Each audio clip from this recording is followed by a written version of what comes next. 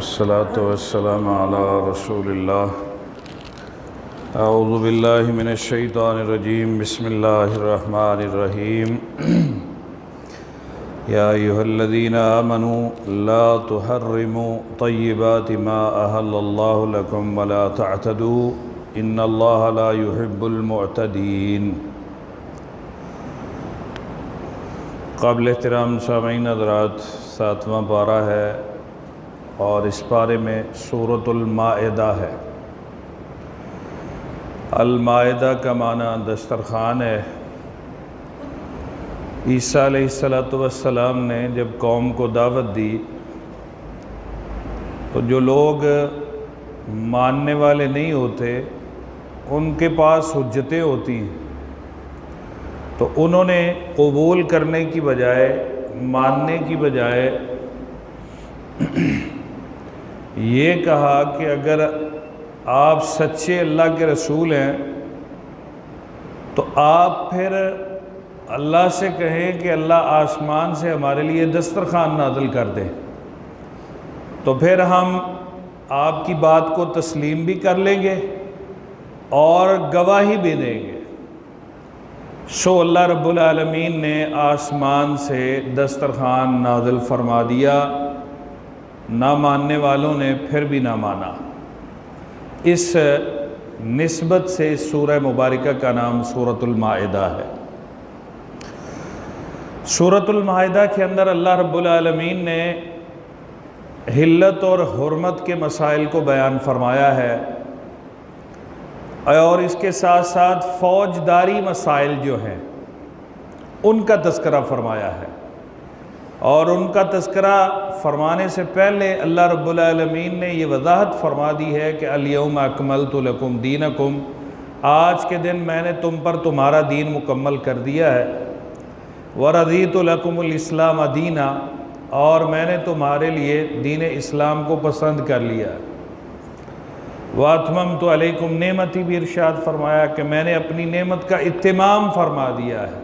یہ بالکل کامل، اکمل اور مکمل دین ہے، اور اس کو اللہ رب العالمین نے آج سے 1450 سال پہلے نبی کریم صلی اللہ علیہ وسلم جب اپنا حج ارشاد فرما رہے تھے، اس خطبہ کے موقع پر یہ آیت نازل فرما کر اس دین کو کامل اور مکمل کر دیا ہے۔ یہود اور عیسائیوں کی عادت تھی کہ وہ جس چیز کو ان کے علماء حرام قرار دیتے تھے وہ اسے حرام سمجھتے، جس کو حلال کہتے وہ حلال سمجھتے، تو اللہ رب العالمین نے انہیں اس چیز سے منع فرمایا، یا ایھا الذین آمنوا، ایمان والوں کو، کہ لا تحرموا طیبات ما احل اللہ، جو چیزیں اللہ نے حلال کر دی ہیں تمہارے پاس اس بات کا اختیار نہیں ہے کہ تم ان کو حلال کر سکو، اور جن کو اللہ نے حلال کیا ان کو تم حرام نہیں کر سکتے، جن کو اللہ نے حرام کیا ان کو تم حلال نہیں کر سکتے۔ حلال اور حرام اللہ نے واضح کر کے قرآن مقدس کے اندر بیان فرما دیا ہے۔ محمد رسول اللہ صلی اللہ علیہ وسلم نے اس کی ساری نشانیاں ہمیں بتلا دی ہیں، حتیٰ کہ نبی کریم صلی اللہ علیہ وسلم نے بعض وجوہات کی بنیاد پر شہد کو اپنے اوپر جب حرام قرار دیا تو اللہ رب العالمین نے باقاعدہ طور پر اللہ نے ڈانٹ کے انداز میں ارشاد فرمایا، یا ایھا النبی لما تحرم ما احل اللہ لک، آپ کیوں اپنے لیے کسی چیز کو حرام کرتے ہیں جس کو اللہ نے حلال کر دیا۔ تبتغی مرضات ازواجک، آپ اپنی بیویوں کی رضامندی اس میں تلاش کر رہے ہیں کہ انہوں نے کہا کہ آپ کے منہ سے جو ہے وہ سمیل آ رہی ہے، تو آپ نے سمجھا شاید کہ کھانے کی وجہ سے ہے، اور آپ نے اس وجہ سے شہد کو اپنے لیے حرام قرار دے دیا۔ جو اللہ نے حلال کر دیا اس کو حرام کائنات کا کوئی بھی فرد نہیں کر سکتا۔ رب العالمین کی یہ رہنمائی ہے۔ ہوا اس طرح حابیل اور قابیل کا واقعہ بھی اسی سورہ مبارکہ میں ہے۔ قابیل اور حابیل کو حسد قابیل کو حابیل سے ہو گیا، اور حسد ضروری نہیں ہے کہ یہ دنیاوی چیزوں پر ہی ہو، بعض دفعہ نیکیوں میں بھی حسد ہو جاتا ہے۔ قابیل حابیل یہ آپس میں دونوں بھائی ہیں، آدم علیہ السلام کے بیٹے، تو قابیل جو ہے اپنی بہن سے شادی کرنا چاہتا تھا، تو حابیل نے منع کیا۔ اس نے کہا کہ ایسا کرتے ہیں کہ صدقہ دیتے ہیں، جس کا اللہ قبول کر لے گا وہ سچا ہوگا۔ اب اس دور میں صورتحال یہ تھی کہ صدقہ جو کرتے تھے وہ باہر رکھ دیتے تھے، جس کا صدقہ اللہ رب العالمین نے قبول فرمانا ہوتا تھا، آسمان سے آگ آتی اور اس صدقے کو وہ جلا دیتی۔ اس کا مطلب یہ تھا کہ اس کا قبول ہو گیا۔ کتنا بڑا انعام ہے اس امت پر کہ اس کا صدقہ بھی لوگوں کے منہ میں جاتا ہے، دوسروں کے استعمال میں آتا ہے۔ آج بھی بعض لوگ جہالت کرتے ہیں، وہ صدقہ وہ جناب وہ جیسا کہ آپ نے دیکھا ہوگا دریاؤں کے کناروں پر کھڑے ہیں اور وہاں وہ گوشت کے پیس ٹکڑے یا پھپھرے کلیجی وغیرہ وہ لے کر دریا میں ڈال دیتے ہیں۔ شریعت محمدی کا مزاج یہ نہیں ہے، اس کا صدقہ لوگوں کے منہ میں ضرورت میں استعمال ہوگا۔ تو قابیل اور حابیل دونوں نے صدقہ رکھا، حابیل کا صدقہ آگ نے جلا دیا۔ اب چاہیے تو یہ تھا کہ قابیل اپنی اصلاح کرتا، لیکن اس نے اصلاح کرنے کی بجائے وہ اور حسد میں آ گیا، اپنے بھائی سے کہتا ہے میرا صدقہ قبول نہیں ہوا، تو بھائی نے بتلایا انما یتقبل اللہ من المتقین، اللہ متقین کا صدقہ قبول کرتا ہے، تو تقوی اختیار کر۔ چاہیے تھا تقوی اختیار کرتا، الٹا اس نے کیا کیا، وہ اور زیادہ حاسد ہو گیا۔ حسد میں اس نے اپنے بھائی حابیل کو قتل کر دیا۔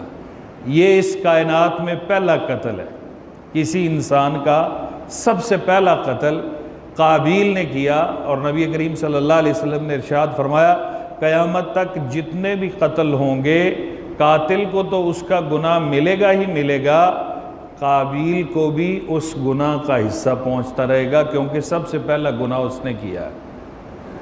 تو ہمیں اس میں ہمارے لیے نصیحت یہ ہے کہ ہمیں کسی برائی کا جاری کرنے والا نہیں بننا چاہیے، ورنہ جو کام ہم شروع کر دیں گے ہماری وجہ سے جتنے لوگ وہ گناہ کریں گے وہ ہمارے کھاتے میں بھی پڑتا رہے گا۔ اللہ ہمیں اس سے محفوظ فرمائے۔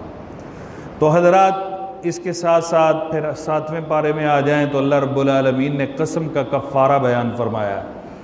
قسم جس کی کھائی جاتی ہے اس کی عظمت اور بڑائی انسان جو ہے وہ بیان کر رہا ہوتا ہے، اسی لیے ایمان والوں کو اللہ کی قسم اللہ کے علاوہ کسی کی قسم کھانے سے منع کیا گیا ہے، کیونکہ ہم عظمت اور بڑائی اللہ کے لیے سمجھتے ہیں، اسی لیے اللہ کے علاوہ کسی کی قسم کھانا جائز نہیں ہے۔ جو اللہ کے علاوہ کسی کی قسم کھائے گا اللہ کی ذات اللہ کی صفات کے علاوہ وہ شرک ہوگی۔ ان اللہ ینہاکم ان تحلفوا بآبائکم، اللہ تعالیٰ تمہیں منع کرتے ہیں کہ اپنے آباء و اجداد کی قسمیں نہ کھاؤ۔ من کان حالفا فلیحلف باللہ، جو کوئی قسم اٹھانا چاہتا ہے وہ اللہ کی قسم اٹھائے، اور دوسری روایت کے لفظ ہیں یا پھر وہ خاموش رہے۔ اب قسم اٹھا لی، لیکن قسم اٹھانے کے بعد احساس ہوا کہ میں تو اس قسم کو پورا نہیں کر سکتا، یا کسی غلط مقصد کے لیے قسم کھا لی ہے، تو شریعت نے اس کے اندر رخصت رکھی ہے، وہ اپنی قسم کو توڑ سکتا ہے، وہ اپنی قسم کو توڑ سکتا ہے، قسم توڑے گا اور اس کا کفارہ ادا کرے گا۔ کفارہ کیا ہے؟ 10 مسکینوں کو کھانا کھلانا، یا ان کو کپڑے دینا، یا 3 روزے رکھنا، یا ایک غلام آزاد کرنا۔ ان میں سے کوئی بھی ایک عمل کر کے وہ اپنی قسم توڑ سکتا ہے۔ یہاں پر ایک بات جو اکثر دوستوں کو شبہ ہوتا ہے اور وہ سوال بھی کرتے ہیں، جھوٹی قسم جو ہے وہ تو کھانا ہی گناہ ہے، آپ کو پہلے سے پتہ ہے کہ یہ کام ایسے نہیں ہونا، یا میں نے ایسے نہیں کرنا، یا واقعہ ایسے نہیں ہوا، آپ اس پر قسم اٹھاتے ہیں تو وہ جھوٹی قسم ہے، وہ کبیرہ گناہ ہے، وہ کبیرہ گناہ ہے، اس کا سیپریٹ ایشو ہے۔ یہ آپ کسی اچھے مقصد کے لیے قسم کھا رہے ہیں، اب پوری نہیں ہو رہی، آپ سے ٹوٹ رہی ہے، پھر آپ اس کا کفارہ دیں گے۔ جھوٹی قسم کا کوئی کفارہ نہیں ہے، اس سے سچی توبہ اللہ سے کرنی چاہیے۔ اللہ تبارک و تعالی ہم سب کو اس پر عمل کی توفیق عطا فرمائے۔ والسلام علیکم ورحمۃ اللہ وبرکاتہ۔